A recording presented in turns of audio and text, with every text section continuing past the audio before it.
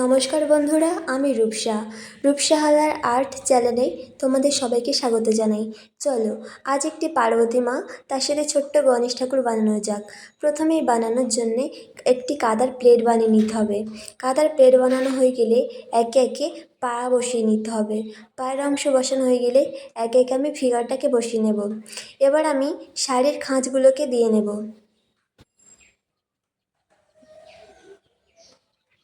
শাড়ির খাঁজ দেওয়া হয়ে গেলে এবার আমি আঁচলটাকে করে নেব। সরু কাদা রিং বসিয়ে আঁচলটাকে আমি করে নেব। তোমরাও ঠিক একইভাবে করো, করলে খুব সহজে তোমরা একটা ঠাকুর বানিয়ে ফেলতে পারবে। চলো এবার মুখটাকে বানানো যাক। আমি যেহেতু মুখ বানানোর পুরো লং ভিডিও দিতে পারিনি, কারণ মুখটা বানাতে আমার অনেক টাইম লাগে। যেহেতু হাতে বানাই তাই আমার অনেক টাইম লাগে। তাই কোনো একদিন তোমাদের সাথে আমি কিভাবে পুরো মুখটাকে বানাই সেটা তোমাদের দেখাবো। এবার আমি শাড়ির ধারে ধারে একটু ফুটফুট ডিজাইন দিয়ে নেব। তোমরা চাইলে নাও দিতে পারো, আমি একটু দিলে কি হয় দেখতে সুন্দর লাগে তাই দিয়ে নিচ্ছি। আর দুর্গাপুজো তো সামনেই চলে এসেছে। তোমাদের কাদের কাদের কটা জামা কিনেছো বা কী জামা কিনেছো সেটা অবশ্যই কমেন্ট করে জানিও।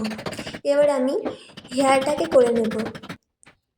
হেয়ার করে নিয়ে এবার সরু সরুভাবে হেয়ারের যে চুলের যে খাঁজগুলোকে আমি করে নেব। তোমরাও ঠিক একইভাবে করো, করলে খুব সহজে করে নিতে পারবে। এবার আমি ছোট্ট গণেশ ঠাকুরটাকে করব। প্রথমেই আমি গণেশ ঠাকুরের পাগুলোকে বসিয়ে নেব। এবার আমি দেহর অংশটাকে করে নেব। দেহর অংশটা করা হয়ে গেলে এবার এক এক আমি ধুতির খাঁজগুলোকে করে নেব। এবার আমি মুন্ডুটাকে বসিয়ে দেব। এবার আমি সুরটাকে বসিয়ে দেব। এবার আমি গণেশ ঠাকুরের হেয়ারটা করছি। তোমরাও ঠিক একইভাবে করো, খুব সহজেই করে ফেলতে পারবে।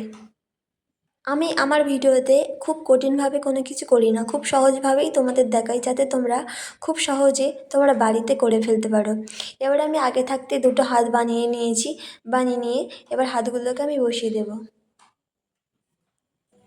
তোমরা যারা যারা আমি কিভাবে হাত বানাই সে ভিডিও যারা যারা দেখোনি, আমি অনেক ভিডিওতে আমি কিভাবে হাত বানাই সেটা দেখিয়েছি, তোমরা অবশ্যই গিয়ে দেখে আসতে পারো। এবার আমি একে একে মাথার মুকুট এবং গলার হারগুলোকে করে নিচ্ছি এবং ফুটফুট ডিজাইন দিয়ে নিচ্ছি।